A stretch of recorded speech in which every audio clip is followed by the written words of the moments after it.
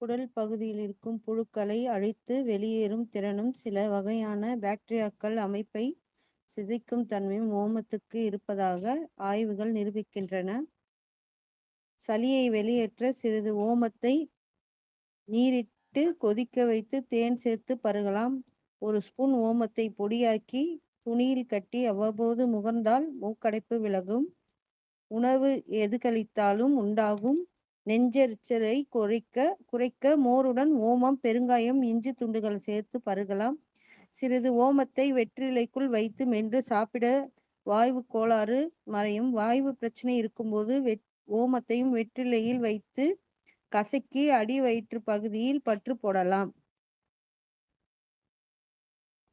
பசி உணர்வை அதிகரிக்க 1/2 ஸ்பூன் ஓமத்தை நீர் விட்டு நன்றாக கொதிக்க விட்டு சிட்டிகை அளவு இந்து உப்பு சேர்த்து குடிக்கலாம். லைக் பண்ணுங்க ஃப்ரெண்ட்ஸ், லைக் பண்ணுங்க, டபுள் டேப் பண்ணுங்க.